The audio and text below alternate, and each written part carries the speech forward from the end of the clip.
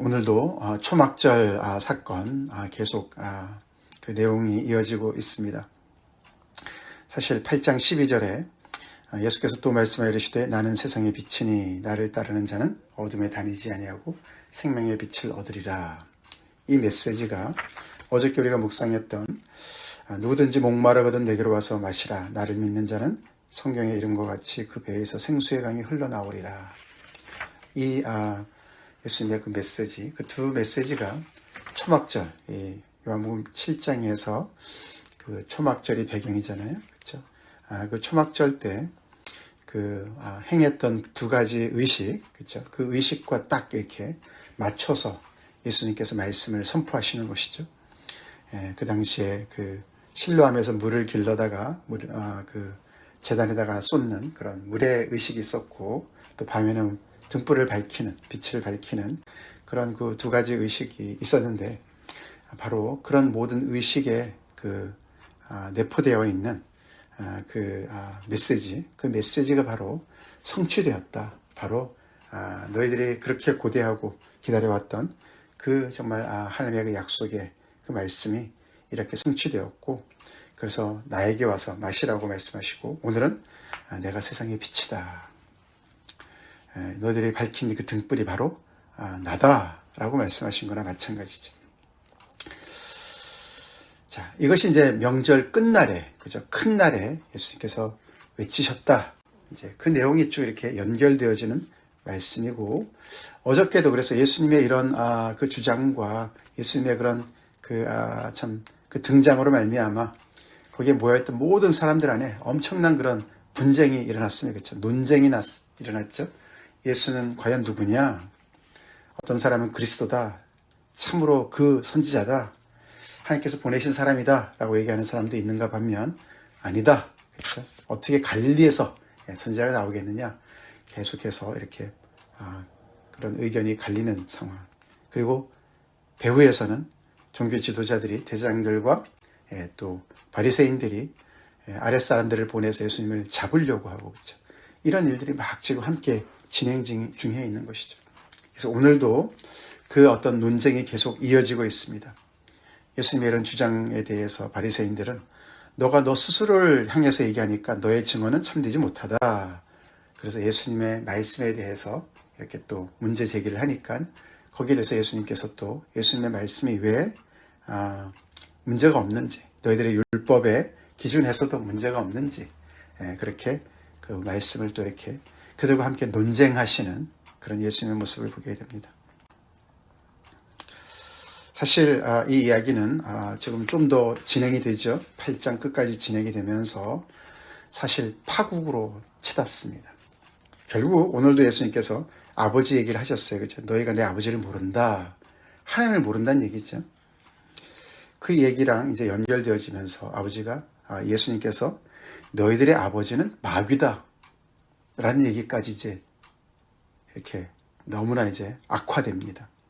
그래서 마치 이제 6장에서는 유월절 배경으로 갈릴리에 있었던 사람들과 어떻게 보면 첨예하게, 거기서는 이제 갈릴리 사람들이 그렇게 대들진 않았어요. 그렇죠? 근데 예수님께서 그 오병이어의 기적과 연결시켜서 당신의 죽음에 대한 의미를 말씀하신 것 때문에 그들이 다 떠나가지 않았습니까? 진짜 많은 사람들이 다 떠나갔습니다. 그때도 갈릴리 중심의 어떤 사역의 어떤 그 마지막이 그랬는데, 이 7장, 이 초막절은 또 이 예루살렘에 오셔서, 그렇죠? 또 여기서 보면은 그렇게까지 이제 너무나 이렇게 첨예하게 대립하고 많은 사람들과 이렇게 정말 그 반응이 그렇게 부정적으로 이렇게 가는 것을 볼 수가 있습니다. 예수님께서 오죽하시면 그런 말씀 하셨겠어요. 그렇죠? 그리고 그들이 이 예수님 앞에 나오는 이 사람들이 예루살렘에 사는 중심의 사람들이죠. 특별히 종교 지도자들이 얼마나 악했으면 예수님께서 그렇게 말씀하셨겠습니까? 사실 이제 그런 내용이 이렇게 점점 이렇게 비등하고 있어요. 부글부글 끓고 있어요. 밑으로에서. 이제 그런 중에 오늘 여기 53절부터 8장 11절까지 가늠하다 현장에서 잡힌 여인의 이야기가 들어가 있습니다. 여러분들 성경에 잘 자세히 보시면 그게 괄호 속에 들어가 있어요. 괄호 속에 들어가 있습니다. 그래서 이제 그게 왜 괄호 속에 들어가 있느냐, 이제 여기도 옆에도 나와 있지만, 이게 요한복음의 오래된 사본에는 이 내용이 빠져 있습니다. 그래서 좀 후대 사본에 들어가 있어요. 그리고 심지어는 어떤 사본에는 이 내용이 누가복음 끝에 들어가 있는 경우도 있어요. 그래서 이것이 어떤 이렇게 어떤 분명히 이제 일어난 어떤 그런 사건이고 기록인데 이것을 어디다가 이렇게 넣느냐가 조금 이렇게 다른 것 같습니다. 그렇지만 분명히 이렇게 벌어진 어떤 사건이죠. 근데 이제 요한은 이 사건을 여기다가 넣은 거예요. 이 초막절에 이런 상황 속에서 이 이야기를 여기다가 넣습니다.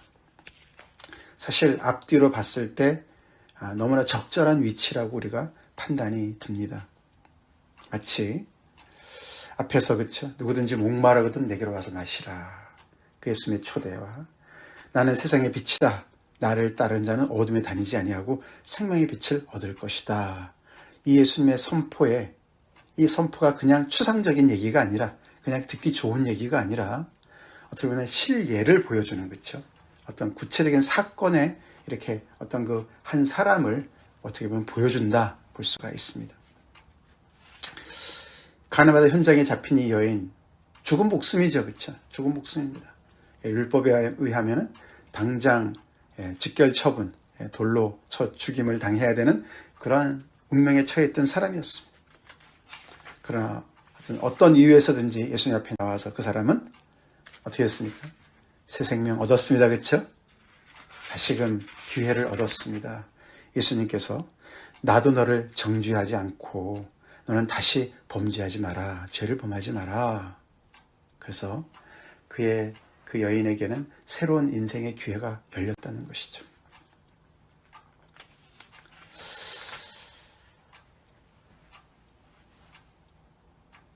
누구든지 목마르거든. 여기 누구든지.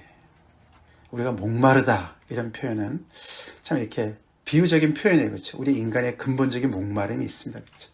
그래서 인간이 어떤 채워지지 않는 그 갈망과 욕망과 그런 것들이 잘못 갈 때 우리는 어떻게 됩니까? 죄를 짓게 돼요. 그렇죠? 그래서 이렇게 누구든지 목마르거든 이 말은 많은 것을 내포하죠. 그죠? 사실 인간의 전부를 다 실존을 내포하는 내용이죠. 그렇죠? 그 안에는 이렇게 가늠하다 현장에 잡힌 여인과 같은 많은 사람들의 지탄의 대상이 되고 저 사람은 죽어 마땅해 라고 생각할 정도의 사람조차도 포함되어 있습니다. 누구든지 목마르거든 내게로 오라고 말씀하시는 거예요. 그렇게 우리가 이렇게 말씀을 비춰보니 이 말씀이 얼마나 파워풀한지 우리가 느끼지 않습니까? 그렇죠? 과연 이분은 누구시길래, 그렇죠? 예수님은 누구시길래 이렇게 백지수표와 같은 누구든지 목마르거든 그 목말라서 어떤 짓을 했던 내게로 다 와. 그 사람은 나에게 와서 마시면 돼. 충족할 수가 있어. 만족할 수가 있어. 그렇죠? 오늘도 여기 나는 세상의 빛이다. 나를 따르길 바란다. 나를 따라라. 그러면 어둠에 다니지 않을 거다. 예수님이 빛이시고 예수님이 이 땅에 오시기 전까지는 하나님께서 정말 여러 가지 빛을 주셨어요. 그렇죠? 그 중에 가장 대표적인 것이 우리가 그 출애굽 말씀에서 그렇죠? 구름 기둥과 불 기둥으로 하나님께서 이렇게 당신의 어떤 그 인도하심을 보여주셨고 결국에는 그 신의 산에서 율법을 주셨어요. 그렇죠? 하나님의 말씀이 가장 큰 빛이죠. 우리 아까 읽었던 것처럼 주의 말씀은 내 발의 등이요 내 길의 빛이다. 아멘이시죠? 그렇습니다. 근데 그 말씀이 육신을 입고 오셨어요. 그렇죠? 그래서 나를 따르는 자는 어둠에 다니지 않는다. 그 말은 예수님을 따르지 않는 자들은 어둠 속에 있다. 그런 말씀 아니겠습니까? 이 여인의 인생이 그렇지 않습니까? 그렇죠? 그래서 이 예수님의 이 말씀의 이 선포, 이 초막절을 배경으로 한 예수님의 말씀의 이 선포는 모든 죄인을 향한 소망의 메시지입니다. 죽어있는 자들이 살 수 있는 메시지예요. 그냥 표현이 그냥 근사하고 그럴듯한 어떤 철학적인 개념을 얘기하는 것이 아닙니다. 그렇게 이 세상의 빛으로 오시고 그거는 생명의 빛이고 앞에는 그렇죠? 목마른 것을 채워주는 이 모든 것들 속에 예수님의 사랑이 있고 예수님의 은혜가 있고 용서함이 있고 더 나아가서는 예수님의 십자가의 죽음이 있습니다. 그렇죠? 그래서 어떠한 죄인도 다 받으셔서 당신이 짊어지시는 거죠. 그렇죠? 당신이 짊어지시는 거예요. 그게 용서가 아닙니까? 그렇죠? 용서가 그것이죠. 마땅히 갚아야 될 그 빚을 갚지 못하고 그것을 탕감해주면 그걸 탕감해주는 사람이 그 부담을 떠안는 것이죠. 그게 용서 아닙니까?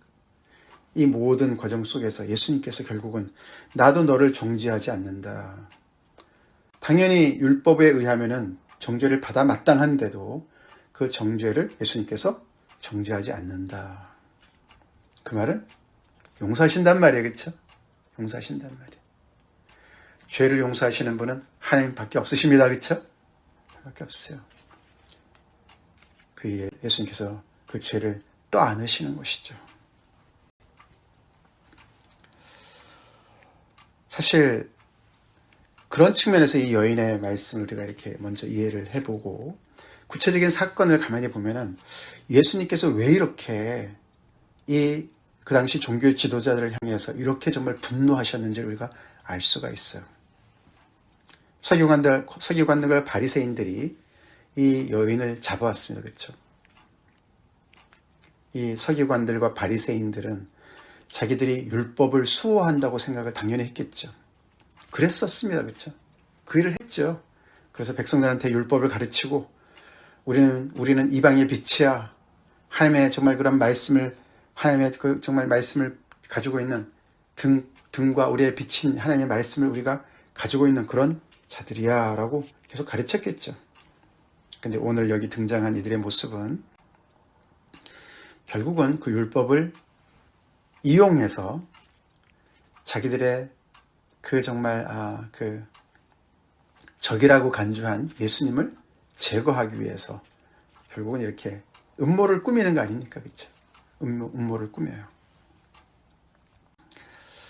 굉장히 나쁜 의도를 가지고 그래서 예수님에 대해서 이미 답을 정해놓고 그렇죠? 어떻게든지 잡으려고 올무를 정말 이렇게 놓고서 온갖 수단을 동원하는 그 악함을 보여주고 있습니다. 근데 거기에 지금 수단으로 이용되고 있는 이 가련한 여인을 보십시오. 그렇죠? 음행 중에 잡힌 여자를 끌고 왔습니다. 우리가 여러분들도 많이 들어보셨겠지만 현장에서 간음하다가 잡힌 이 여인인데 간음은 혼자 합니까? 그렇죠? 남자는 어디 갔습니까? 그렇죠? 그런 거 상관도 안 해요. 그렇죠? 그냥 이 여인만 끌고 왔어요. 그러고는 예수님 앞에 모세는 율법에 이러한 여자를 돌로 치라고 명했습니다. 당신은 어떻게 말할 것입니까? 라고 아주 그냥 대놓고 그렇죠? 예수님을 코너로 몹니다. 예수님은 이러지도 저러지도 못하는 상황에 놓이게 되시죠. 모세 율법대로 돌로 쳐라. 그러면은 예수님의 지금까지의 쭉 전한 그런 정말 그 용서의 메시지와 사랑의 메시지와 또 이런 소외된 사람들을 이렇게 정말 그런 죄인의 친구의 그런 어떤 예수님의 그 이미지가 완전히 한순간에 추락을 하는 것이고 그러면은 이 여인을 놔둬라. 그러면은 모세 율법을 어기는 그건 더 큰 문제가 야기되는 것이고 이러지도 저러지도 못하는 상황이기 때문에 이들은 아마 쾌제를 불렀겠죠.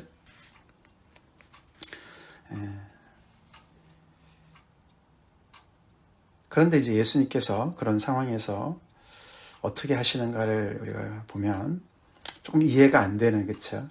예수님이 왜 이렇게 하셨을까? 일단 먼저 예수님은 몸을 굽히시고 손가락으로 땅에 뭘 쓰셨어요, 그렇죠? 뭘 쓰셨을까? 또 왜 이렇게 하셨을까? 사실 그거는 내용이 안 나와 있으니 잘 모르겠어요, 그렇죠? 근데 분명한 것은 이렇게 예수님에게 어떤 그런 문제를 고발할 조건을 만들어서 예수님의 올무를 씌우려고 달려든 이 사람들한테 어떻게 보면 잠깐 한 박자 쉬는 그런 시간이 있는 거예요. 그렇죠? 잠깐 지금 그렇죠? 이들이 달려드는 이 모든 것을 잠깐은 이렇게 쉬는 그런 시간을 여유를 갖습니다. 그렇죠? 몸을 굽히시고 손가락과 땅에 뭘 쓰시는 거죠. 도대체 뭘 하나 받겠죠. 그렇죠? 시간이 좀 어느 정도 걸렸겠죠. 그들이 계속 근데 예수님 아무 말씀 안 하시니까 침묵하시니까 그들이 다시 묻습니다. 그렇죠? 어떻게 하실 겁니까? 이 여인을 어떻게 하실 것입니까? 이렇게 다시 다구칩니다. 그렇죠? 그때 이제 예수님께서 너희 중에 죄 없는 자가 먼저 돌로 치라. 그 유명한 그 말씀을 하십니다. 그리고 또다시 몸을 굽혀서 손가락으로 땅에 뭘 쓰시는 거죠. 그렇죠? 그리고 또 침묵을 하십니다. 근데 그런 행동과 그런 짧은 말씀이 이들한테 엄청난 충격을 안겨줬어요. 그죠? 기적이 일어나는 것 같아요. 그죠? 그들이 이 말씀을 듣고 이 시간을 지나면서 양심의 가책을 느꼈다고 합니다. 그리고 어른으로 시작해서 젊은이까지 다 하나씩 다 사라지고 그 여인만 남았다는 거예요. 도대체 무슨 일이 벌어졌길래 이랬을까? 무엇 때문에 이들은 양심의 가책을 받았을까? 예수님의 무엇을, 이 말씀의 양심의 가책을 받았다는데 도대체 그게 뭘까? 그죠? 뭘 것 같습니까, 여러분들? 결국에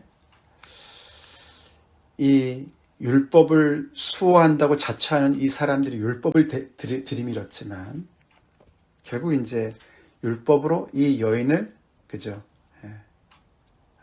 직결 심판을 하는 그렇죠? 그런 상황이 아닙니까, 그렇죠?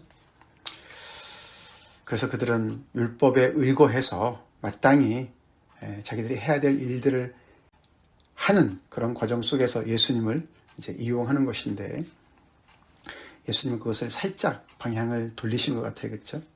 너희 중에 죄 없는 자가 먼저 돌로 치라. 사실 이제 이런 상황이 구약의 말씀을 따르면 그렇죠? 우리가 레위기나 신명기에 따르면 어떻게 됩니까? 현장에서 목격한 사람이 그렇죠? 증인으로 씁니다. 그렇죠? 그 증인이 사람들이 돌로 쳐 그런 집행을 하기 전에 그 본 사람이 목격자가 먼저 그 사람에게 손을 얹고 먼저 돌을 던져야 돼요. 그만큼 증인이 책임을 감당해야 돼요. 그죠? 그런 과정을 이제 우리가 읽을 수가 있습니다. 그래서 그게 죄 없는 자가 먼저 돌로 치라는 말이 일반적인 얘기는 아닙니다, 사실은. 그 상황 속에서 이 죄와 연루되지 않은, 직접적으로 연루되지 않은, 그러나 분명히 이 죄의 현장을 목격하고 저 사람이 분명히 죄를 졌습니다. 이것을 확실하게 증언하는 그 사람이 시작을 하라는 얘기거든요. 근데 예수님께서 여기서 말씀하신 이 말씀은 훨씬 더 포괄적인 말씀으로 들렸던 것 같아요. 그렇죠? 너희들이 지금 율법을 집행하는 입장에 있다고 하는데 너희는 그 율법에 너희 자신은 비춰보지 않느냐? 그 말씀이죠. 그렇죠? 율법을 수호한다고 하는데 정작 율법에 자기 자신은 열애를 계속 시키고 있는, 그래서 결국은 이들의 이 잘못된 동기를 그렇죠? 꿰뚫는 그런 말씀이었다는 것이죠. 이들이 왜 이 음행하다가 현장에서 잡힌 여인만 끌고 와서 예수님 앞에 세웠는지, 이들의 이 얄팍한 이 술수가 다 이 말씀 앞에 드러나는 어떤 그런 것이었다라고 볼 수가 있겠죠. 낯뜨거운 상황이었죠. 그래서 결국 이 말씀이 육신으로 오신 이 주님 앞에서 율법을 들이대다가 결국은 너무나 정말 얼굴이 붉어진, 너무나 낯뜨거운 상황에 직면한 그런 모습으로 우리가 충분히 이해할 수가 있습니다. 육신이 되어서 오신 말씀, 율법을 포함하시죠? 율법은 그 중에 일부죠. 그렇죠? 그 율법을 완성하러 오신, 육신을 입고 오신 말씀이 그 말씀 앞에 율법을 들이대는 거예요.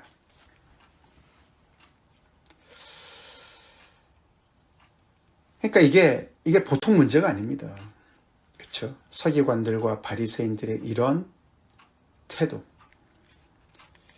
율법을 너무나 잘 알고 가르치고 자기들이 율법을 지킨다고 수호한다고 생각하는 이들이 이런 짓을 눈 하나 깜짝하지 않고 합니다. 요즘에 우리가 한국에도 그렇죠? 법기술자 이런 말 나오지 않습니까? 법기술자. 법을 너무 잘하니까 그 법을 이용해서 자기의 정적들을 제거하는 데 씁니다. 그죠? 자기는 늘 법 위에 있습니다. 법을 초월합니다. 다른 사람들한테는 너무나 엄격한데 자기한테는 관대합니다.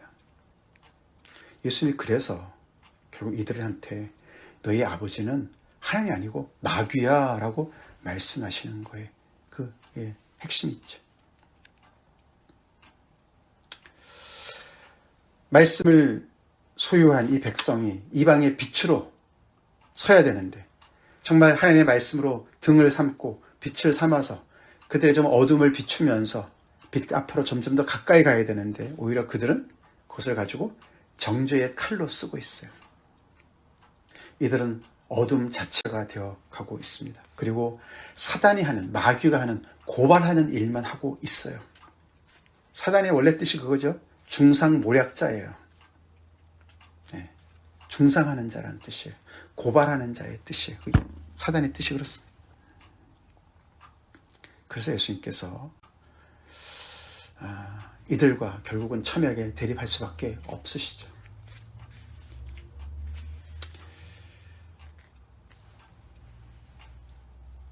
그래서 오늘도 우리가 이 서기관과 바리새인들, 율법을 안다고 하는 이들,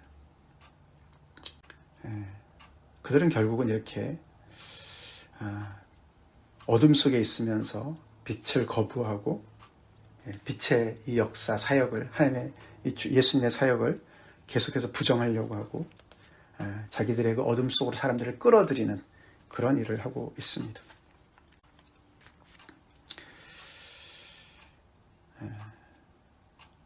거기에 반해서 예수님은 이렇게 파워풀한 그런 선언을 통해서 이제 그 너희들이 기다리고 말씀에 약속한 것이 나를 통해서 성취된다. 나에게로 와라. 나를 따라와라. 라고 초대하십니다. 그래서 예수 믿는다는 게 뭐냐? 그렇죠? 오늘날에도 우리가 서기관들과 바리새인들과 같은 그런 정말 외식하는 종교 지도자들과 같은 그런 정말 모습에 우리가 빠질 수가 있습니다. 빠질 수가 있습니다. 예수 믿는다는 게 뭔가?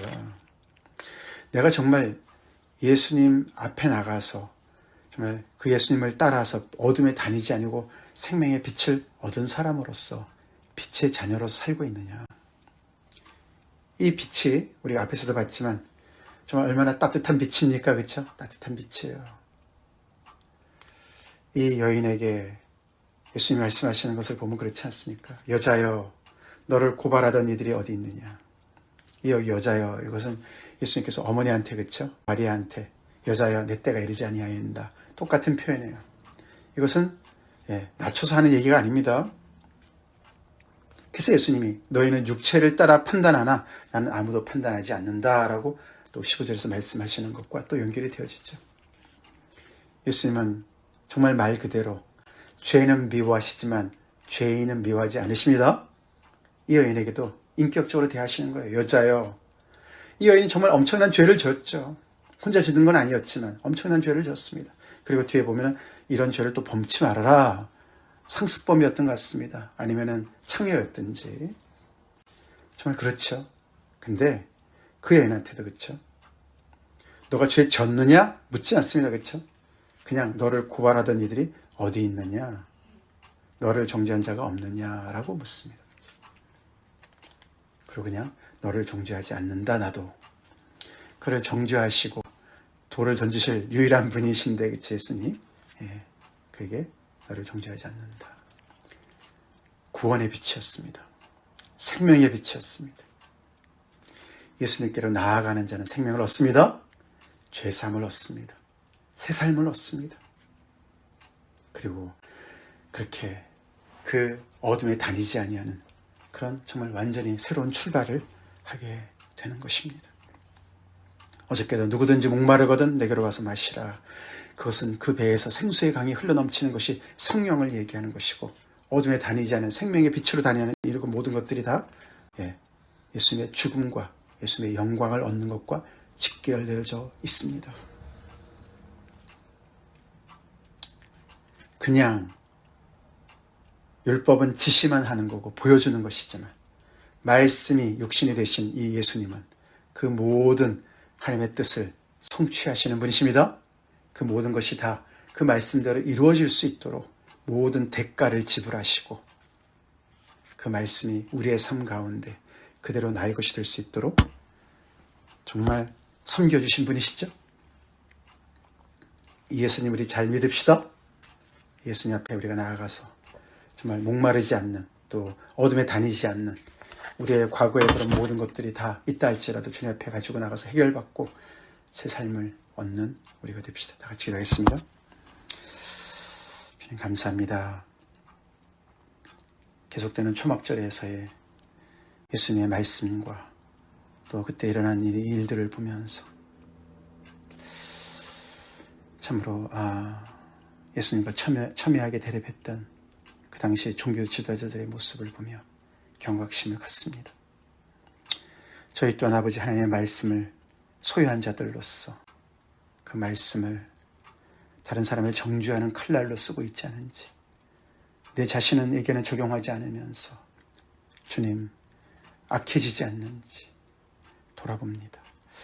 하나님의 말씀 오늘도 우리를 비추시고, 아버지 우리의 어둠을 비춰주시고, 우리의 죄 때문에 돌아가신 주님의 그 은혜 앞에 아버지 다시금 죄를 자백하며 빛 가운데 교제가 있기를 간절히 기도하오며, 다시는 죄를 범치 아니하는 빛 가운데 삶으로 계속 주님 앞에 달려가는 저에게 되게 도와주시고, 예수님의 이런 아버지 생명을 살리시는 그 정말 아버지 나는 세상의 빛이다, 그 빛의 자녀들로서 아버지 그렇게 살아가는 저희가 되게 하여 주시옵소서.